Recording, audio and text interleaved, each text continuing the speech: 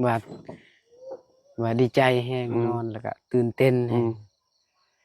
นอนแล้วก็คิดไปโอ้ยก็มีแต่ในใจก็ม่วนแฮงแบบได้เฮือนได้ศาลโดยผู้ใหญ่ใจบุญซอย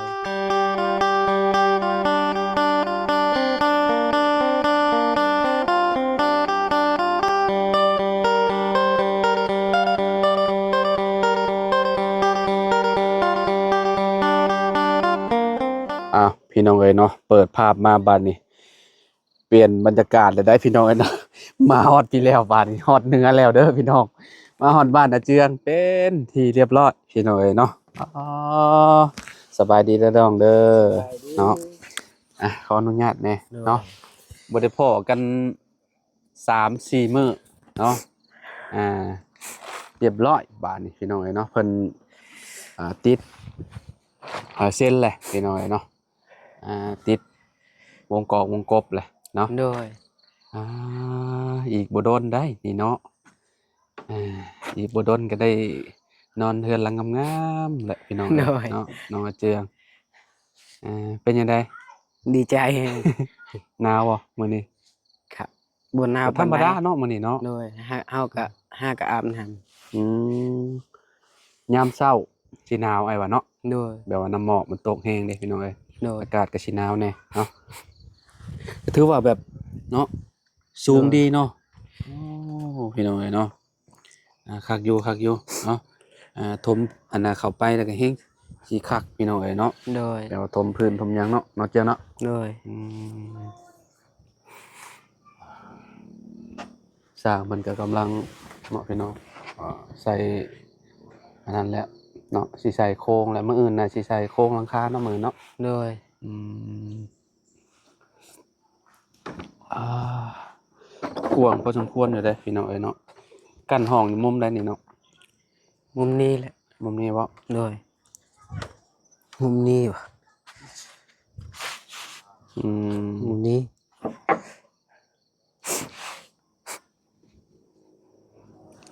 พออันเพิ่นอันนี้แล้วก็หลังใหญ่อยู่เลยพี่น้อยเนาะเพิ่นปูแปดเนาะโดยอ่า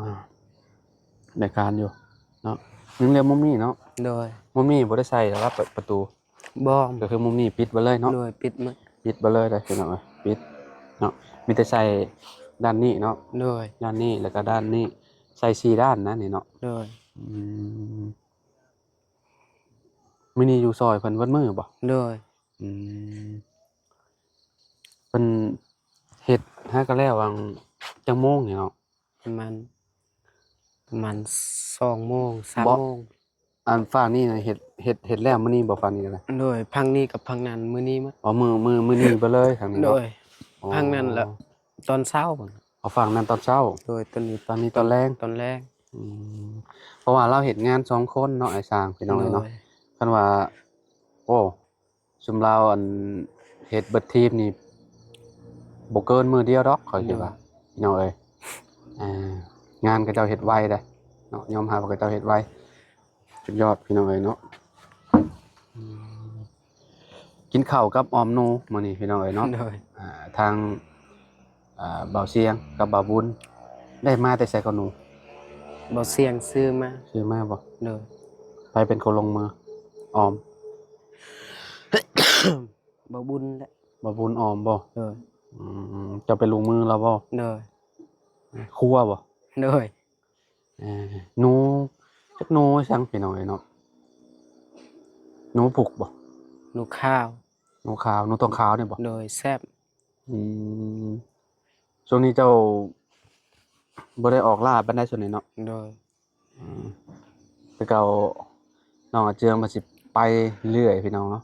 ได้อยู่ได้เนาะเจืองเนาะคะแนนร้อนๆบัดนี้คือสิได้อยู่เขาเนาะโดยแต่ว่ามันอากาศมันร้อนมันก็ออกหากิน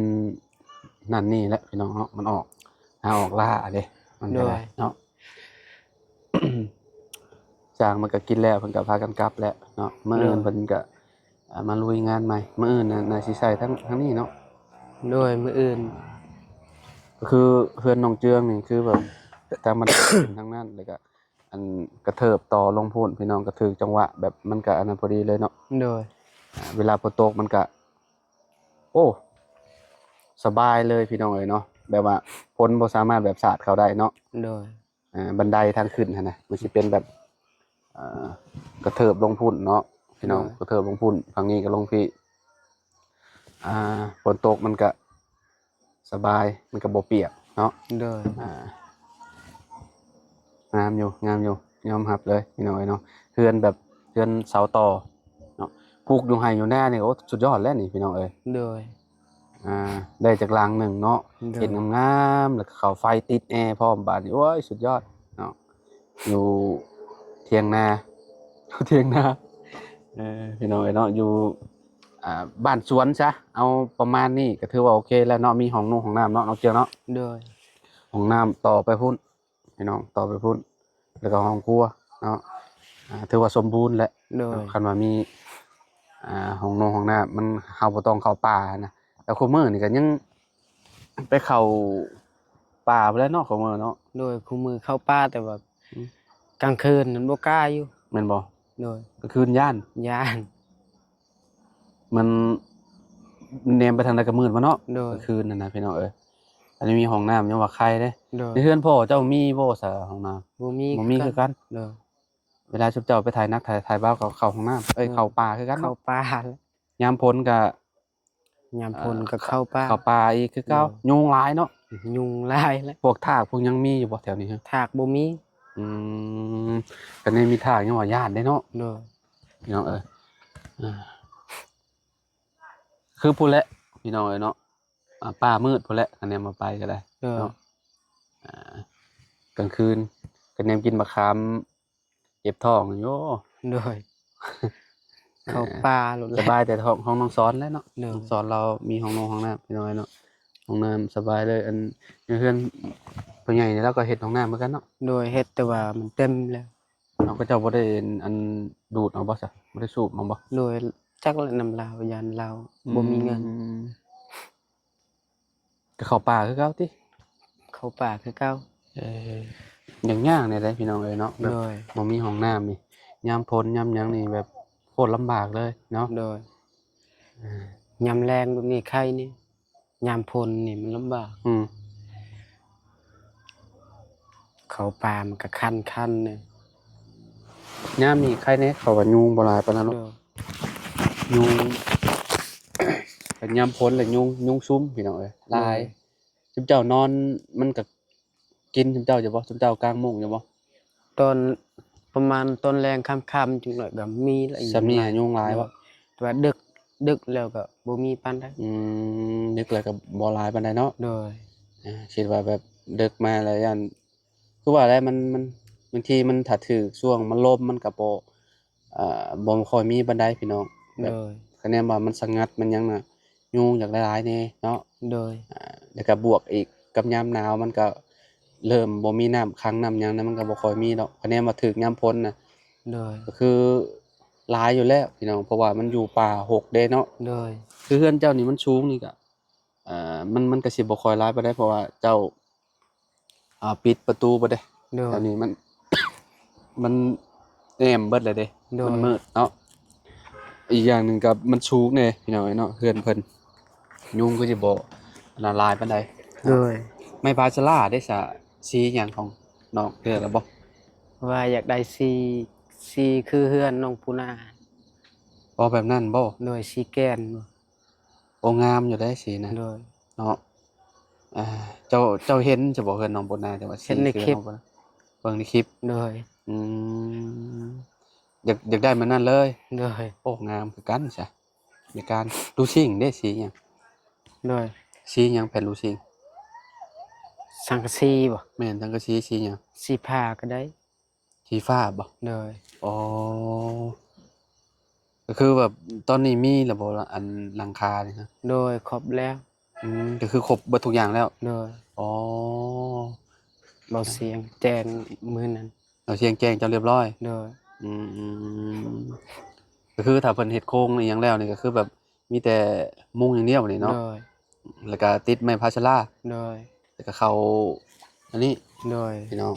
บานประตู บานประตู โด เนาะ ย โอ้แสดงว่าตอนนี้โล่งใจแล้วตอนนี้เนาะ โดย เออ ดีใจแฮง ดีใจแฮงเนาะ ดีแล้วดีแล้วเนาะ โดย พี่น้องเอ้ยทางน้องอาเจืองเนาะครบแล้วบาดนี้ถือว่าสมบูรณ์แล้วเนาะ โดย อ่าแต่ว่าแบบนอนก็บ่คิดร้ายแล้ว โด เนาะ ย ตอนนี้พี่น้องเอ้ยเนาะเฮาก็ดีใจนํเนาะ โดย ดีใจนํอีกบ่โดนก็ ไปขึ้นอยู่เฮือนหลังใหม่เนาะพี่น้องก็เนาะเพราะว่าอ่าอยู่กระต๊อบน้อยๆนะไปก่อนตอนนี้ โด เนาะ ย เอ้ยพี่น้องเอ้ยเนาะ เห็นแล้วก็ดีใจแฮงนอนแล้วก็ตื่นเต้นแท้ ฮะ นอนอยู่กระตุกน้อยก็ตื่นเต้นแฮง โดยพี่น้องเอ้ยเนาะทางน้องอาเจียงแบบใดก็เว้ากินนี่แบบอัน ว่าว่าดีใจแฮง อืม นอนแล้วก็ตื่นเต้นแฮ อื ง ม นอนแล้วก็คิดไป โอ้ยก็ อืม มีแต่ในใจก็ม่วนแฮง อืม แบบได้เฮือนได้ศาล โดย ผู้ใหญ่ใจบุญซอย จนมาฮอดปัจจุบันนี่เนาะ โดย ก็แบบนับตั้งแต่จุดเริ่มต้นนะ โดย นับตั้งแต่แบบไปอยู่ในกระต๊อบนั่นเนาะ โดย แล้วก็อ่าพี่น้องเอ้ยเนาะจุดก็คือ ที่เพิ่นอยู่ต้นตะกี้อะคือแบบอยู่ดินพอเนาะ โดย ดินพอแต่ว่าเฮ็ดกระตุงกระต๊อบแล้วก็ได้ย้ายมาพี่น้อง โดย ย้าย โอ๊ดเฮากับไปเบิ่งที่บักหลายๆหนึ่งเนาะ โดย แต่ว่าบ่ได้มีแต่อยู่บ่อนเดียวเนาะไปแบบอยู่หม้องหันตอนแรกอยู่หม้องใช่อยู่หม้องใกล้ๆเฮือนอันพ่อเจ้าบ่ โดย ตอนแรกว่าที่ว่าคนติดยุงติดยาเนาะ โดย แล้วก็ต่อมาก็ไปเบิ่งอยู่หั่นอีก โดย ไปเบิ่งแล้วหั่นว่าดินฮ้อนอีก โดย แล้วก็ไปเบิ่งอยู่หั่นอีก โดยไป ป้า เบิ่งดินในบ้านเก่า แต่ว่า แต่ก็บ่ได้ โดยราคา สุดท้ายมัน แพ ก็มาจบอยู่บ่อนนี้ งโดย ได้มาปลูกเขื่อนหลังงามๆอยู่บ่อนนี้แหละพี่น้องดินก็ดินงามเนาะอยู่ก็คือสิเอ่อม่วนอยู่พี่น้องเนาะก็คือสิบ่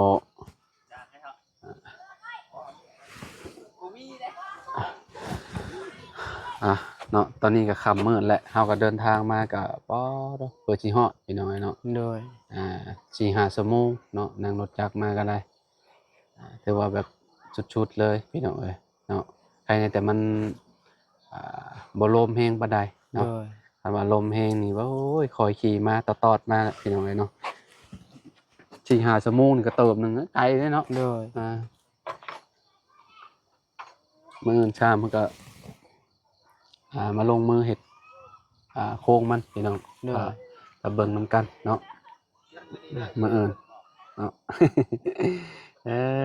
ย ดีใจแฮง หืม เบิ่งไปแล้วก็ดีใจ อืม คือสินอนสุขสบายแล้ว คือสิแบบนอนอบอุ่นนะเนาะ โดย ลูกเมีย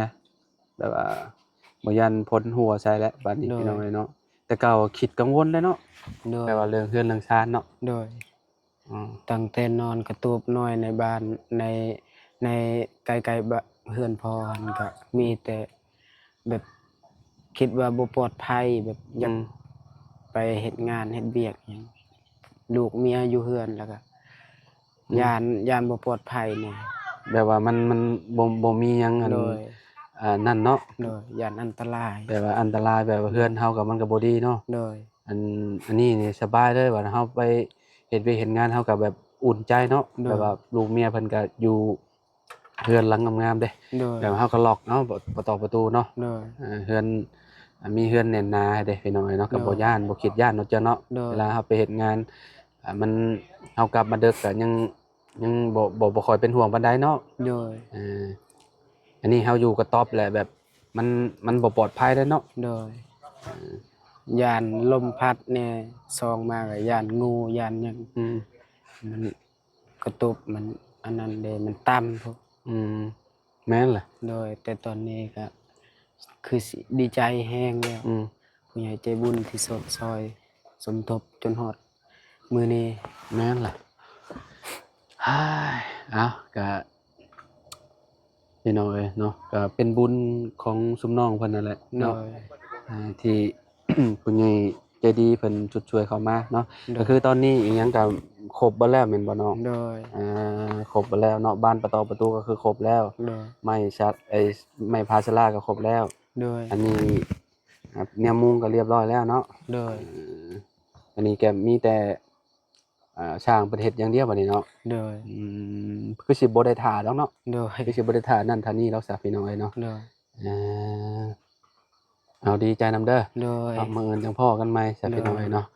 มื้อหาพักผ่อนก่อนบัดนี้เนาะ เอ้ยโอเคซะอ้ายกลับ โดย เด้อไปห้อง โด เลย ยเด้อ สบายดี โดยๆๆๆ